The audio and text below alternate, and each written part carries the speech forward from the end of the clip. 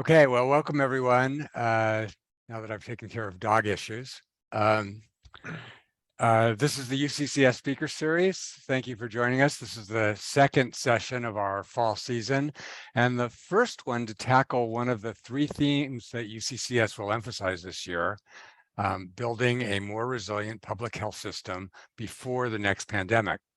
In future sessions, we'll be taking on two other themes critical to life in California: adapting to a drier, hotter California, and exploring dimensions of and finding solutions for chronic homelessness. But back to today. Creating a resilient public health system requires several ingredients. You need the right people. You need stockpiles of supplies and equipment. You need systems for surveillance and rapid response. But you also need trust. And as we've seen with the public's response to public health messaging around COVID, including masking, social distancing, vaccination, if people don't trust the message or the messenger, they're not going to follow public health recommendations. Well, here to talk about trust in health professionals is Harvey V. Feinberg.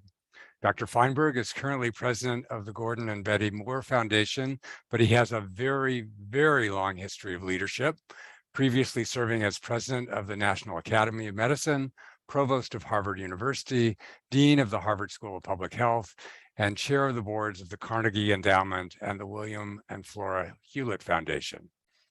He's the author of 3 books, including the classic text, Clinical Decision Analysis, which I personally studied as a fellow at UCLA many years ago. At the Moore Foundation, Dr. Feinberg is responsible for implementing the foundation's mission, which is to foster path-breaking scientific discovery, environmental conservation, patient care improvements, and preservation of the Bay Area. Among many other accomplishments, the foundation is responsible for launching the Betty Irene Moore School of Nursing at my own campus, UC Davis. Just a reminder about the format for questions, because this is a Zoom-only presentation. Please type in your questions in the Q&A segment of Zoom at any time, and we will collate them and address them at the end of the talk. But for now, please join me in welcoming Dr. Harvey Feinberg. Dr. Feinberg, please.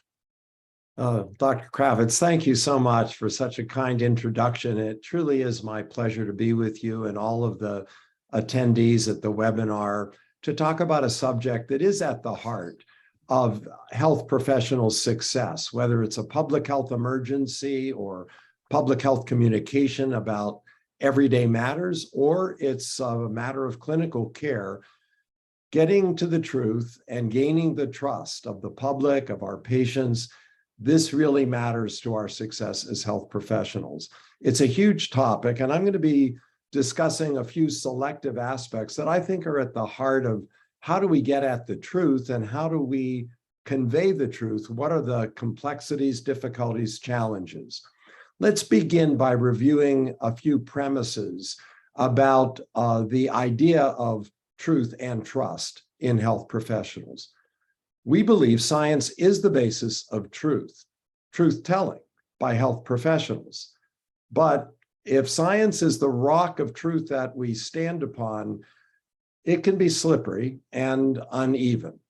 We believe that everyone wants certainty and craves having easy decisions. Health decisions, whether public health or personal health, are often uncertain and difficult. We often believe as health professionals, as scientifically minded people, that the facts should simply speak for themselves. The truth is they seldom do. And every health message, indeed, we could almost argue every message, is framed by the messenger, by the content, and by the context, and may strike different audiences differently depending on the framing. We're going to come back to that in the course of this next hour. We know the plural of anecdote is not evidence, but we also recognize that people crave stories, and individual stories are memorable and convincing. Data, facts, simple quantitation may be less compelling. It is true, the internet amplifies lies and misunderstanding, but we also have to recognize that the internet is really not the only problem that we're facing. So in these few minutes that we have together, I'm going to try to cover three basic elements that reveal some of the underlying complexity about getting at truth and having trust in health communication.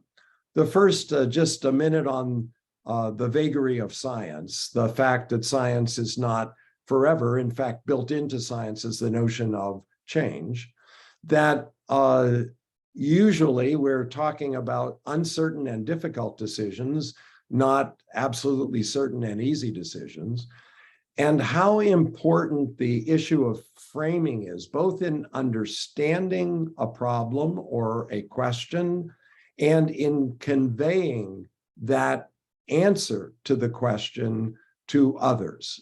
Framing and bias, very important considerations. So let's begin with just a minute on science vagaries. One of my favorite descriptors of this relates to the film by Woody Allen that filled movie theaters back in 1973, the film Sleeper. This was set 200 years in the future, and the key character, Woody Allen, of course, wakes up at that point in the future, and there are two doctors standing around. One of them says, this morning for breakfast, he requested something called wheat germ, organic honey, and tiger's milk. Dr. Aragon, chuckling, says, oh yes, those are the charmed substances that some years ago were thought to contain life-preserving properties. The original Dr. Mellick says, you mean there was no deep fat, no steak or cream pies or hot fudge? Dr. Aragon says, those were thought to be unhealthy, precisely the opposite of what we now know to be true. And Mellick says, incredible. Well, think back, 1973, that was when science was convinced that stick margarine was a healthier alternative to butter. But over the next couple of decades, we learned, as evidence accumulated, that hydrogenated or trans fats were perhaps even worse for heart health than the saturated fat found in butter, none either particularly heart healthy, but the relative standing of margarine, hydrogenated, really went down in estimation. And then you may remember that many of us as adults were advised that we would probably benefit from taking a daily baby aspirin. This would reduce the risk of heart disease over time. But then as more evidence accumulated about the actual impact on health, now we're sort of told, okay, sorry, don't bother.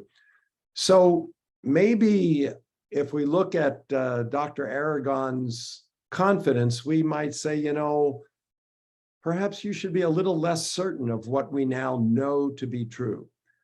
When scientists, physicians, health professionals, policymakers appreciate that science is not about permanent facts, but a continuous body of accumulating knowledge that can lead to changes in understanding and in recommendations for health, in fact, should lead to those changes, it creates a much more subtle and challenging environment to convey convincing, truthful, and adopted messages. Now let's turn for a minute to decisions that we typically face in medicine and public health. But I want to begin with a very, very simple example. Imagine where you're sitting now in the room that you are, there's just a single door. And suppose I will tell you, if you walk through that door, you are going to die. If you remain in the room for the next hour, you will live. Now, if you accept the premise, and maybe even despite your level of interest in what I might have to say for the next hour, I think you would stay in your seat. Why would you stay in your seat? Well, if you accept the premises, there's only two options: go, stay. There's no uncertainty. I told you, you would die if you leave. It's immediate, meaning there's no delay. This is a single thing you value, your life, and it's at risk. You're the only decision maker. There's nobody else you have to consult with or worry about or has standing or might be relevant to the decision. It's just up to you.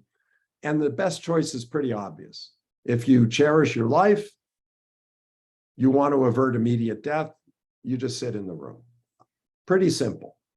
Now, by contrast, let's think about most of the decisions that we face in public health or in patient care.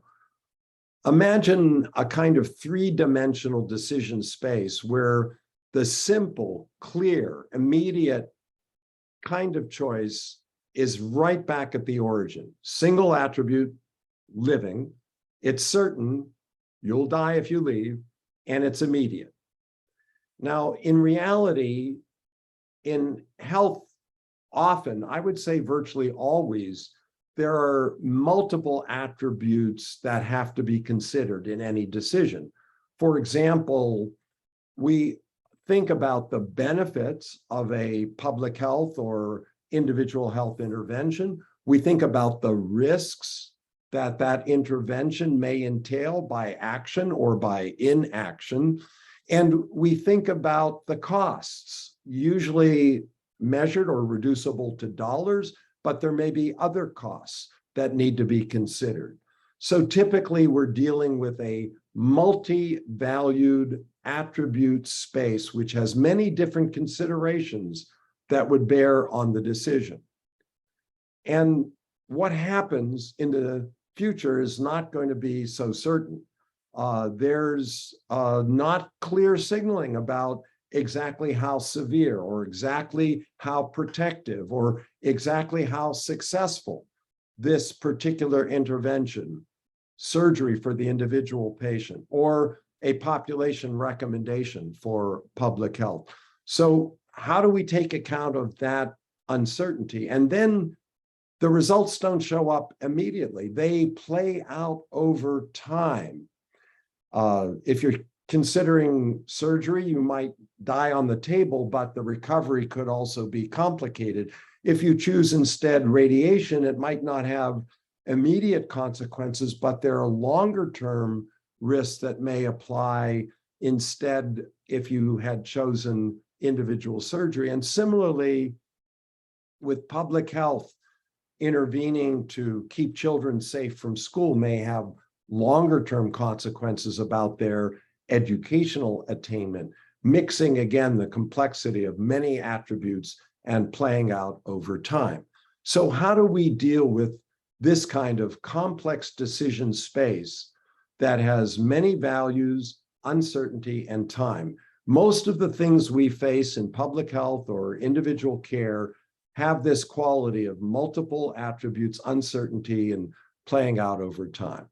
Now, there is a tool that Dr. Kravitz actually alluded to, decision analysis, which essentially is a mechanism to help us as analysts, as thinkers, as trying to discern what would happen and what would be best to do in terms of what is the truth to tell, that helps us take these multi-attribute, uncertain, long-term playing out situations and in effect analytically reduce them to a decisionally equivalent circumstance that is as simple and clear as that original single attribute, certain and immediate situation. How do we accomplish that through decision analysis? Well, first, it only really applies where you're in a position to advise or actually make the decision. What should we do or what will we do as a policymaker? What should or you as the clinician advise the patient for the patient's choice?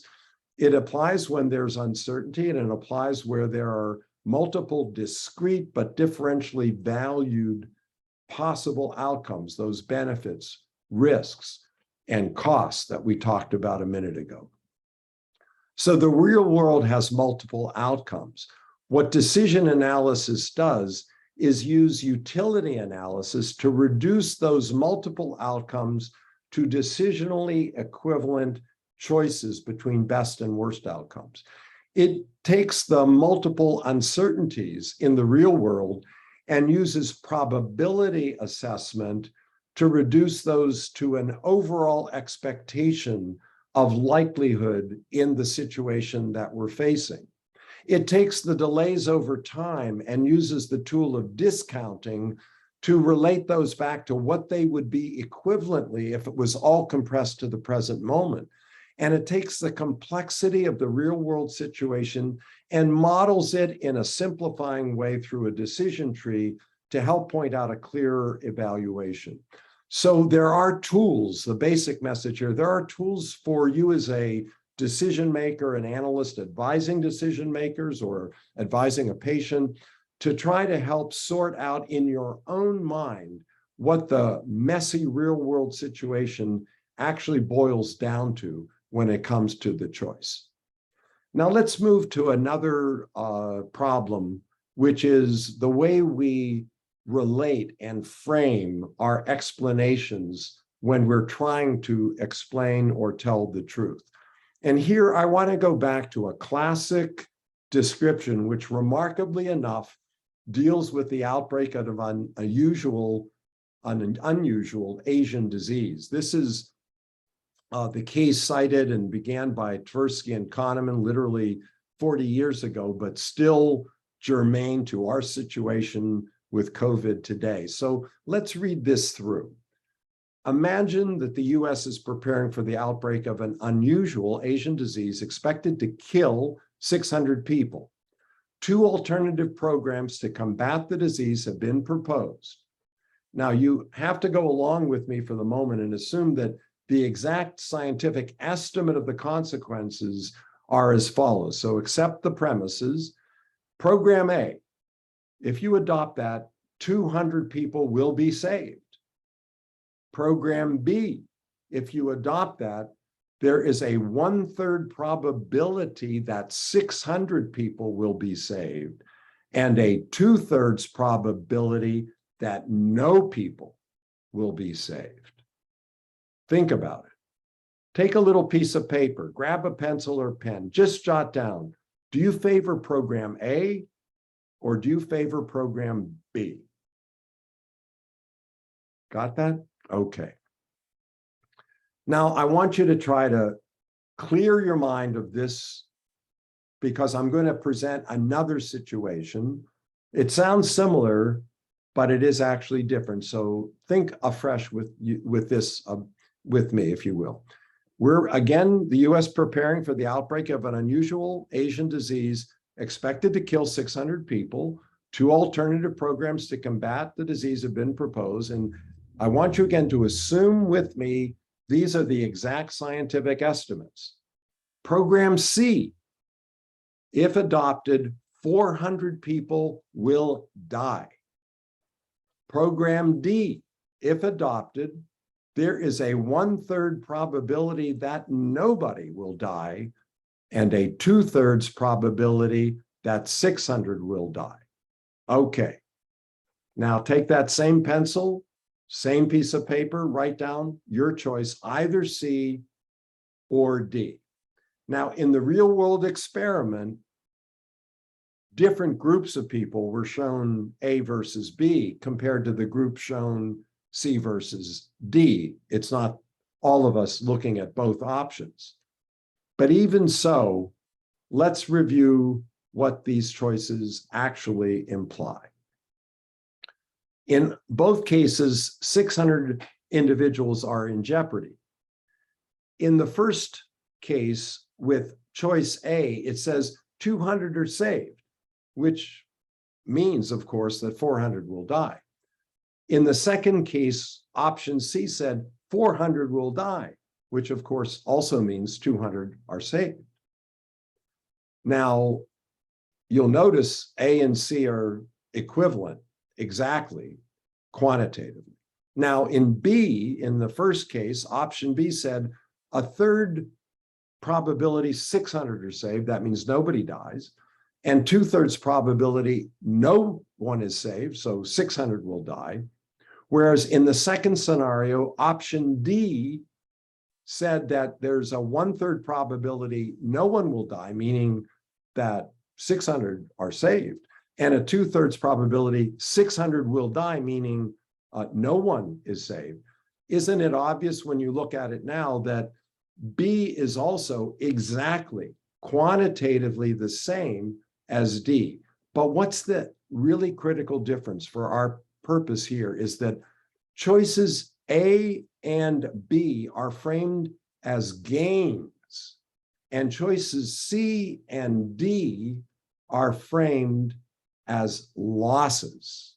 And it turns out that makes a very big difference to what people prefer. On average, over many, many, many audiences, again, where you just show them A versus B and C versus D, A and B framed as gains and C and D framed as losses, it turns out that a majority of people prefer A over B, and a majority of people prefer D over C. How can this be? It turns out that when you are thinking in terms of acquiring a gain, you tend to be risk averse. In other words, you want to take the sure thing. 200 people will be saved. But when you're thinking about a loss, avoiding a loss, on average, we tend to be risk seeking. We're willing to gamble. If 400 are going to die for sure anyway, I'm going to gamble that I could save everybody. This is a really important principle in communication where risks are often involved as they are in health, public health, and clinical care. And honestly, I have looked at those choices countless times. And to me, it's just like this popular illusion. I mean, look at this slide. Even as I look at it, knowing that the two horizontal lines are just one copied from the other, as I prepared the slide, my brain tells me, no, the one on top has to be longer than the one on the bottom. And the truth is, they're identical. It's the same way I feel about those framing effects of framed as a gain versus framed as a loss. So how does this affect risk communication? Well, among other things, for example, if you present efficacy data as a relative risk in terms of what you'll gain in reduction, people are more likely to agree than if you present it as a difference in absolute risk. So if you say to someone, you know, this drug that I'm recommending can reduce your risk of malaria by 50%, that's going to actually be persuasive to more people, more persuasive to everyone than if you say this drug is going to reduce your risk from 20 per thousand to 10 per thousand. The latter doesn't sound so compelling, but the first, even though it's analytically equivalent, it's more compelling. So framing has multiple implications for how people understand and what they choose to accept. Okay, now I want to move to another aspect of framing, which is really quite relevant to public health and medicine. Bear with me on this assumption. There's an emerging respiratory virus, but it's only right now afflicting other countries, but it's moving steadily toward your country. You're in charge. You're like the czarina of health in your country. But everywhere this outbreak has struck, 30% of the population has died.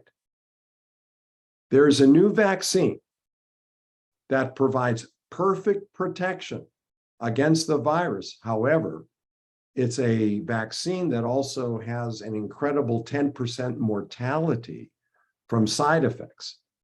Now, if you, again, accept all these premises, 30% of the population has died everywhere, the vaccine is perfectly protective, but it kills 10%, would you deploy this vaccine in the face of an inevitable spread of a pandemic? Think about it.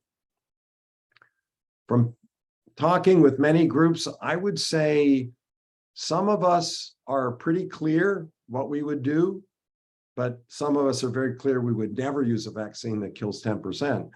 And others of us are very clear, what are you talking about? You're going to save 30%. And for others of us, it's kind of, okay, I got to think about this. Oh, well, wait a minute. Suppose I said you, wait. Sorry. I got it just backwards. It's the outbreak that kills 10% and the vaccine kills 30%. You're going to use that vaccine? Well, at this point, for all of us, that becomes a silly question. Obviously, you're not going to use a vaccine that's going to kill more people than the disease. So why is the first question provocative and hard? But the second question is like obvious and easy. It turns out in prevention, again, among currently well patients, we tend to be biased against errors of commission. We don't want to be responsible for harming a well patient. That's often the case in public health. But when it comes to diagnosis and treatment among ill patients, our tendency is to be biased against not doing enough, against errors of omission. We tend to treat, intervene. This patient is sick. So it all depends on what our kind of reference baseline is about our degree of readiness, even in the face of the same data circumstance, to take action or to refrain from action. So common biases in health decisions. First, in public health, we tend to overweight errors of commission. We don't want to be responsible for all those deaths from our vaccine. In medical care, we tend to overweight errors of omission. Why did we stand by and let the patient die? Many of us tend to overweight our own data. I like to say, it's easier to see a pebble in your neighbor's lawn than to recognize a boulder sitting on your own rooftop. How many epidemiologists can discern the slightest flaw in somebody else's database? We tend to be overconfident. That is, we draw conclusions of certainty from often relatively sparse evidence without acknowledging even to ourselves the degree of uncertainty that is really embedded in the level of evidence that we're looking at. So, epidemic outbreaks, pandemics are once in a while, but then all of us have a long time to think about them in between those epidemic outbreaks. And then all of the biases about recency and accessibility in clinical care, where you say, in my recent experience or my clinical experience, that's not really using evidence. And then how many times have we seen individuals overextend their expertise to other domains? What does a radiologist, by training, have as a way of understanding the epidemic behavior of viruses in a community? So there is a tendency, especially where there may be a level of expectation. If you're a scientist or a doctor, you must know about a lot of things, to then become convinced that, well, yeah, we must. They believe we do. I guess we have to be that confident. So let me just conclude with a few key observations before we open up for questions from all of you and discussion. First, let's be clear. Science is a dynamic and evolving web of knowledge. What we understand to be the best way of knowing the world today is not going to be the same in the future, because that's in the nature of scientific progress. Knowing and recognizing, if you will, the contingent character of scientific conclusions always is a really important starting point for any of us who purport to use, analyze, and interpret evidence for the benefit of the public. We are never going to escape uncertainty and complexity in the decisions that we have to make or advise others to make. And so learn to dwell in the land of uncertainty, learn to deal with ambiguity, get comfortable with probability, find ways for yourself that you can come to grips, whether with formal analytic tools or other ways of managing complexity and uncertainty, to reach more firm ground, taking account of that uncertainty and complexity without overly simplifying or ignoring that complexity. Really important for all of us in this business to recognizing framing effects and sources of bias in the ready heuristics or other tools that we use to give ourselves a basis on which to convey information. It is not a simple thing to tell the truth, because how you frame it is also a part of the message that you convey.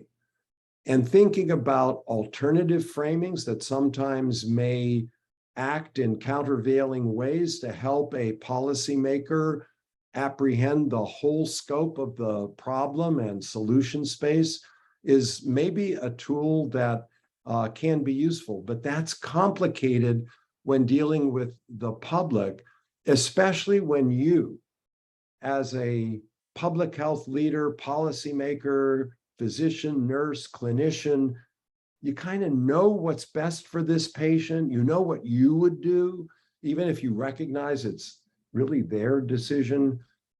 How do you then frame the truth that helps them see what you want them to do, or how they should think about the problem to come to their own conclusion? This is a really challenging part of communication and leadership in public health and in caregiving in healthcare.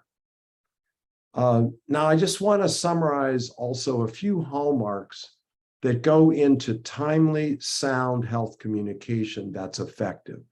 First, as I mentioned, it does have to be in good time. It has to reach the decision maker at a moment and time when they are contemplating and needing to make that decision. It can't come too late, obviously, but sometimes it also can't come too early.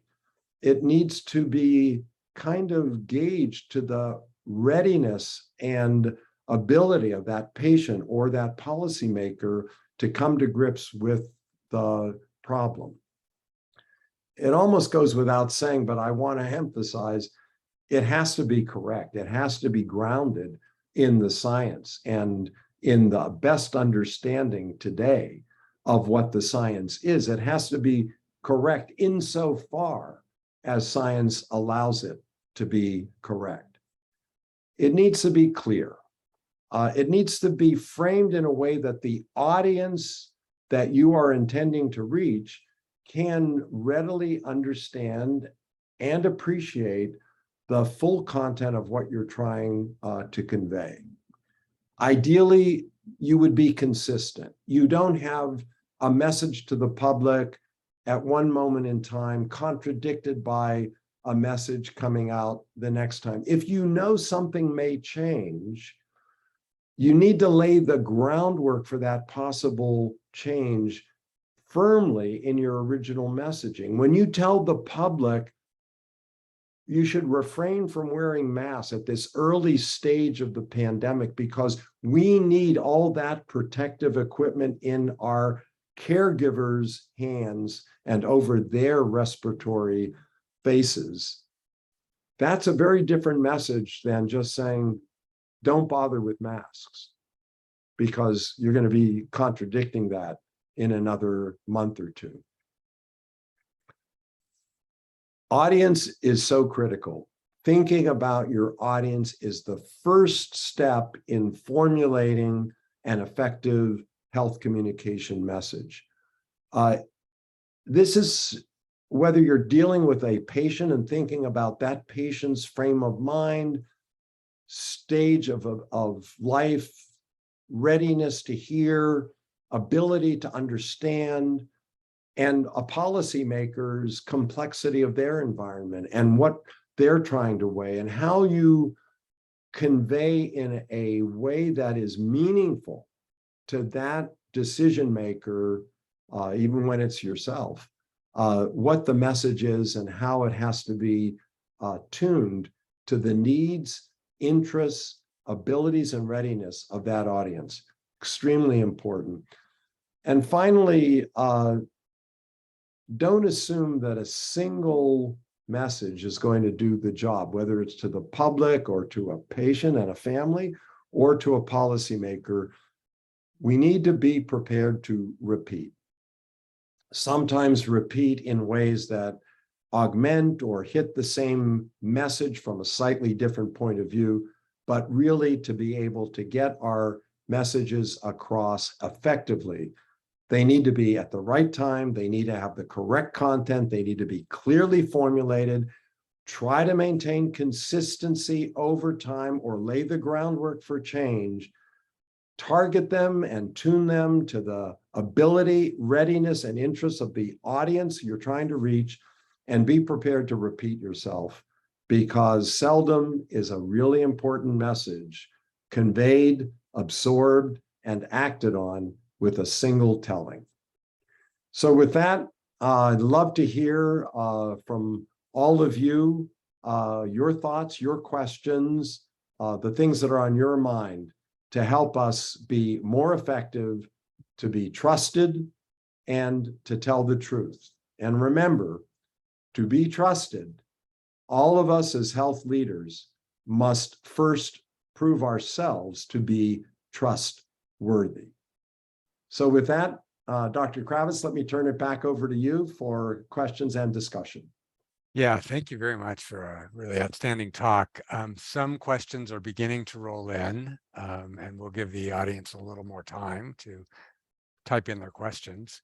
In the meanwhile, I have a few things I was curious about.